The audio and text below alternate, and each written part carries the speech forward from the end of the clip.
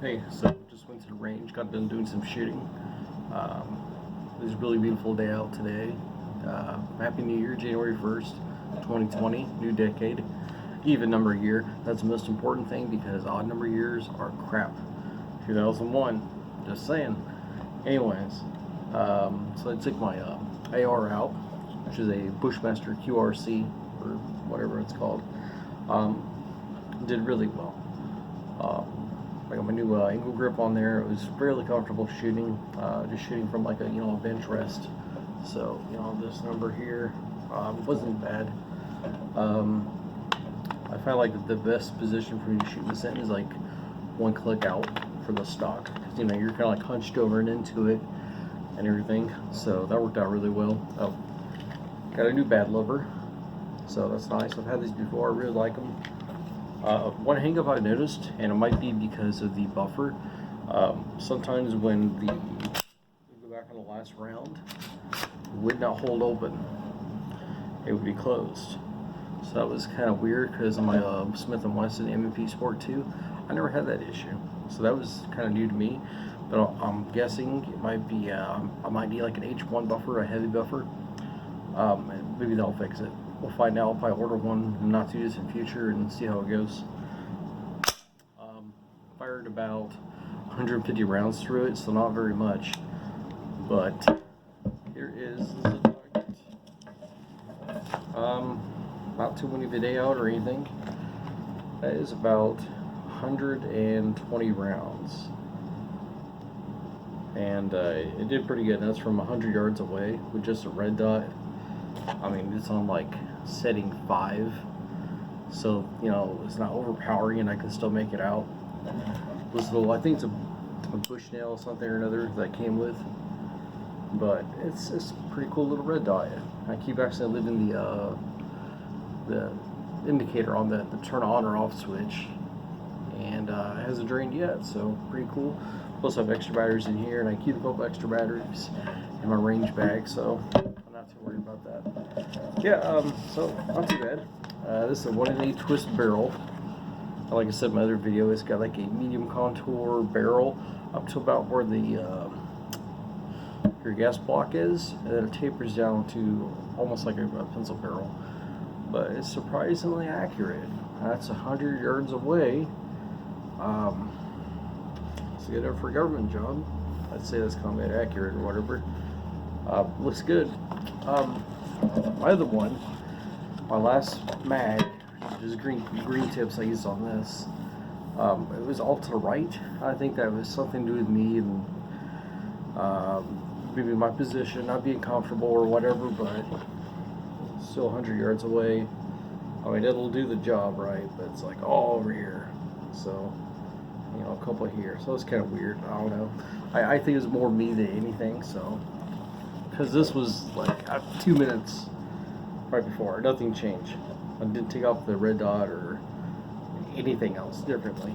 So, got a new patch. Moved from Illinois to Indiana.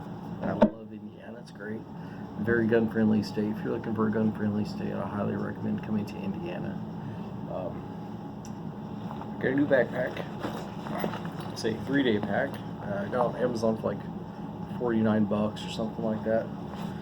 It's got a built-in got a pouch inside, so you can run a Camelback or your drinking tube or whatever. You got a few things in here. Not a big thing.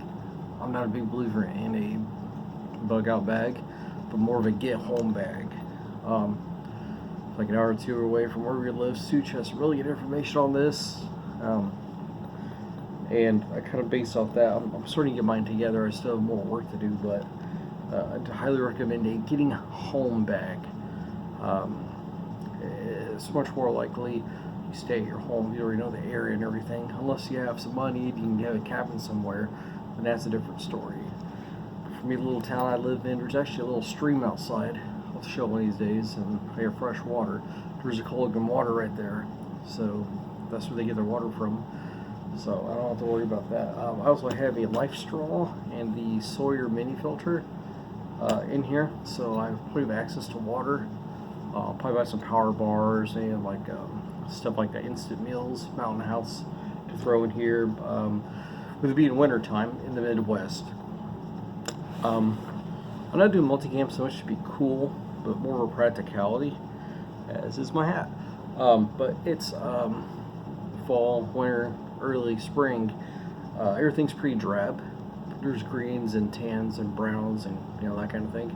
So multicam is a better camouflage option during the winter time, fall time. And then once it hits spring, summer, then I would switch personally to woodland camo or one of the ATACs. Those are great too.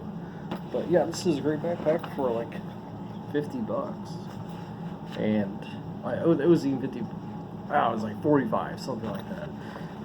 It's cool. This little attachment back here can actually come off. It's got a little waistband that you can wear as a tactical fanny pack. I don't know what you'd call that. But yeah, I really like it. Super comfortable. We'll probably take it next weekend on a little hike and see how it does. And I did upgrade my gun belt. I got an IFAK kit, and it's a really good thing to have. I worked at a range because I can just throw in 2 mags right here. I got the one in there. I don't need 40 mags going to the range. Just enough. It keeps on handy. It's pretty useful.